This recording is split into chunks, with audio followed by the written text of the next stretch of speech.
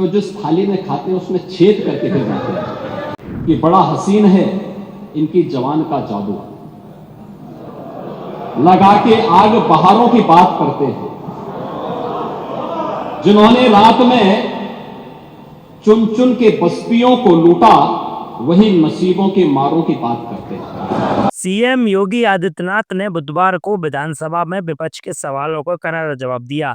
शायरी के अंदाज में अखिलेश यादव पर निशाना साधा, कहा बड़ा हसीन है इनकी जुबान का जादू, लगा कर के आग बहारों की बात करते हैं, जिन्होंने रात में चुन चुन के बस्तियों को लूटा वही नसीबों के मारों की बात करते हैं। सीएम योगी आदित्यनाथ ने कहा, सपा के बारे में कहा जाता है जिस थाली में खाते हैं उसी में छेद करते हैं। सपा अध्यक्ष शुरू से ही महाकुंभ का विरोध कर रहे थे, लेकिन आखिरी में चुपचाप जाकर डुबकी लगाए, ये बड़ी विडंबना है। सीएम ने चुटकी लेते हुए कहा, पूरे परिवार को लेकर गए थे, आगे पीछे चच्चू को भी साथ ले जाते। 2013 में उनकी मजबूरी समझ सकता हूँ, लेकिन 2025 में कम से कम पुण्य के भागीदार बना देते। आप लोगों ने जो बात कही हमें ये सब बुरा नहीं लगता, इसलिए नहीं क्योंकि हम जानते हैं आपकी प्रवृत्ति है, क्योंकि हम लोग इस बात को मानते हैं कि संक्रमित व्यक्ति का उपचार हो सकता है, संक्रमित सोच का उपचार नहीं हो सकता, उसका कोई उपचार नहीं, वो अपने आप ही कुड़ता रहेगा। और इसलिए इस महान आयोजन को करने का अवसर हमारी सरकार को प्राप्त हुआ और मेरा यह मानना है कि महान कार्य को 3 अवस्थाओं से गुजरना पड़ता है। याद रखना, उपहास से, विरोध से और अंततः स्वीकृति से। और स्वीकृति का इससे बड़ा प्रमाण क्या हो सकता है कि समाजवादी पार्टी के राष्ट्रीय अध्यक्ष भी जो शुरू से विरोध कर रहे थे अंततः चुपचाप जाकर के डुबकी लगाए। नेता प्रतिपक्ष भी हाँ, मैं अच्छी बात है, आपका अधिकार है, आपका अधिकार है ये, मैं तो आपको अधिकार दे रहा हूं। ओ मैं ही कह रहा ना, नहीं 13 में आप नहीं जा पाए थे, क्योंकि 13 में जब आप जा रहे थे तब तक आपको फोन आ गया था, आप वापस हो गए थे, नहीं जा पाए थे। नहीं जा पाए, आप वापस आ गए थे, लेकिन इस बार आप गए थे, मुझे अच्छा लगा। आपने उत्तर प्रदेश सरकार की व्यवस्था की सराहना की और आपने मुझे प्रत्यक्ष नहीं लेकिन स्पीकर साहब को धन्यवाद दिया कि अच्छी व्यवस्था थी। और इसीलिए मैंने कहा ना, 3 अवस्थाएं उपहास की जिसको आप शुरू से उड़ा रहे थे, कुछ नहीं कर पाए तो आपने विरोध करना शुरू किया और विरोध करते करते आज मुझे अच्छा लगा कि आपने अपनी स्वीकृति भी दे दी कि हां अच्छा काम हुआ है, अच्छी व्यवस्था हुई है। ऐसे ही मोना जी ने भी किया, वो लोग विरोध कर रहे थे, फिर उन्होंने उसके बारे में तमाम प्रकार की बातें की। आज उन्होंने कहा कि इंफ्रास्ट्रक्चर का काम तो अच्छा हुआ। अच्छा, अच्छी बात है, क्योंकि काम हुआ है तो लोग बोलेंगे भी, क्योंकि लोग तो उन्हीं मार्गों से चल रहे हैं, सभी लोग चल रहे हैं। जो भी नेता प्रतिपक्ष कह रहे थे, जब उत्तर प्रदेश की स्थानीय बोलियों को इस सदन में महत्व मिला, उनके द्वारा कहा जा रहा था, उन्होंने विरोध किया था। ठीक उनकी सोच है, ये समाजवादी संस्कार भी है कि हर अच्छे कार्य का विरोध करना है, हर अच्छे कार्य का विरोध करना है। उन्होंने कहा कि हिंदी इस सदन की भाषा है, तो हिंदी को तो हटाया नहीं। इस सदस्यों को एक छूट दी गई है कि किसी भी इन बोलियों में बोल सकता है, हिंदी में ट्रांसलेट की उसकी सुविधा मिलेगी। इस सुविधा है, थोपा नहीं गया है। दूसरा, भोजपुरी हो, अवधी हो, बुंदेली हो या ब्रज हो, पांडे जी इनकी लिपि भी देवनागरी है, कोई दूसरी लिपि नहीं है। संविधान के द्वारा घोषित जो व्यवस्था है उसी के दायरे में सारा कार्य हुआ है। आप जैसे उम्रदराज व्यक्ति को तो इसका स्वागत करना चाहिए, इसका स्वागत करना चाहिए। ओह, मैं इसीलिए कह रहा हूं, देवनागरी ही लिपि है और उसी दायरे में सारा कार्य हुआ है। और इसीलिए मैं आपके संज्ञान में लाना चाहूंगा कि ये जो कार्य है, इस कार्य के साथ हमें उसी सकारात्मक भाव के साथ जुड़ना चाहिए। मैं आपके विरोध को कभी उसका न मैं उपास उड़ाता हूं, न मैं उसको बहुत उसके साथ जोड़ता हूं, क्योंकि मैं जानता हूं आपकी आदतों और मुझे मालूम है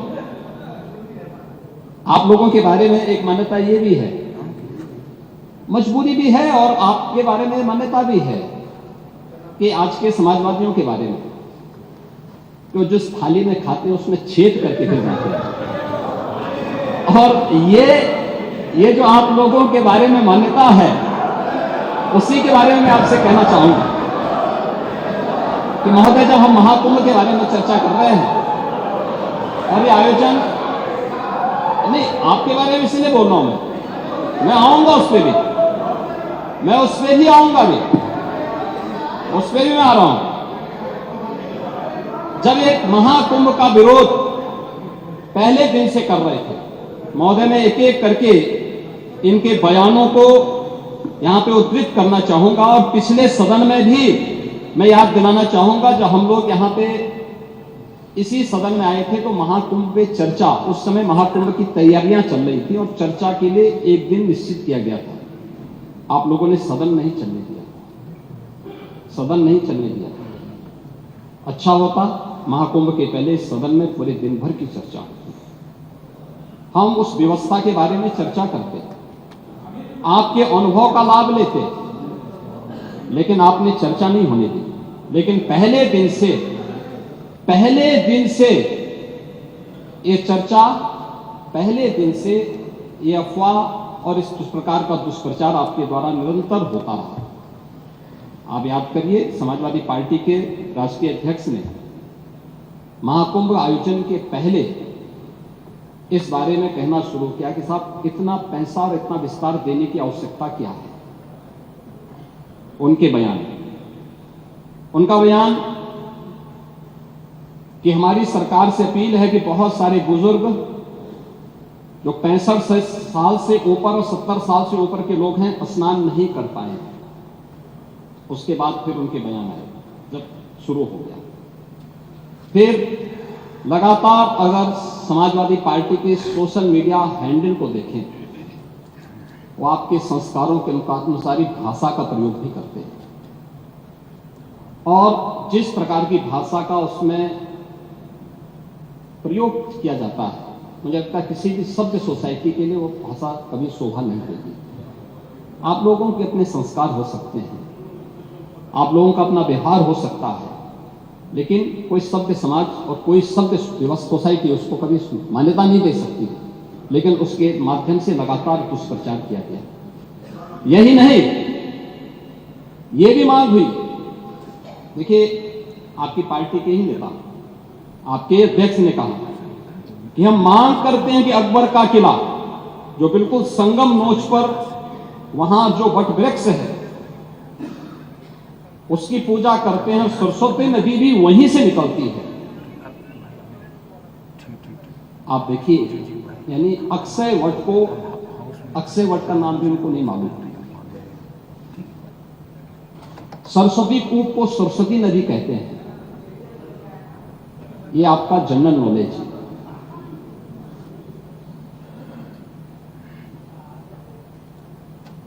इन्होंने कहा महाकुंभ कोई शब्द नहीं, क्योंकि महाआयोजन के लिए बहुत सारा पैसा निकालना था, पैसे की बर्बादी करनी थी, इसलिए नाम भी इन्होंने महाआयोजन दिया।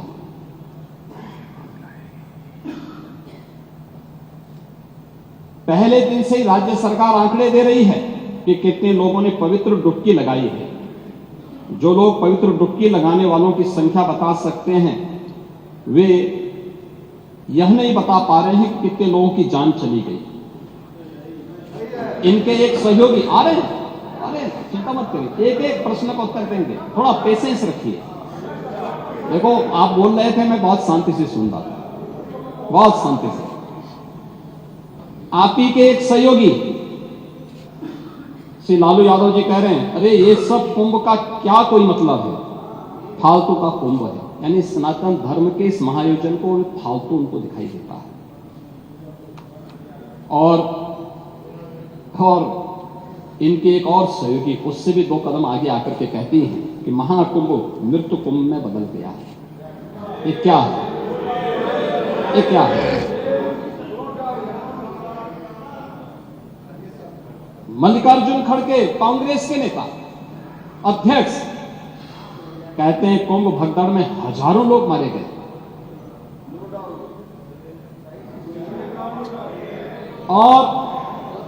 और जया बच्चन क्या कहती हैं? ये समाजवादी पार्टी की नेत्री है। इस देश में अभी सबसे बड़ा मुद्दा महाकुंभ भगदड़ की घटना है। उन मृतकों की सही संख्या बतानी चाहिए और जनता को सफाई देनी चाहिए। उन्होंने आगे क्या बात कही? उन्होंने कहा व्यवस्थाएं आम आदमी के लिए नहीं बल्कि वीआईपी के लिए थी। शवों को गंगा में बहा दिया गया, इससे पानी प्रदूषित हुआ है। यही पानी लोगों तक पहुंच रहा है। ये इस प्रकार के गैर जिम्मेदाराना बयान समाजवादी पार्टी, कांग्रेस, आरजेडी और टीएमसी के नेताओं के द्वारा सनातन धर्म के जुड़े हुए सबसे बड़े आयोजन के प्रति दिए गए। महोदय, मैं ये जानना चाहता हूं कि क्या सनातन धर्म का अनुयायी बनना या सनातन धर्म के किसी आयोजन को भव्यता के साथ करना क्या कोई अपराध है? उस आयोजन को उन सीमाओं के साथ, उस आस्था को सम्मान देकर के आगे बढ़ाना क्या कोई अपराध है? और अगर अपराध है तो हमारी सरकार इस अपराध को कर रही है और आगे बढ़ रही है।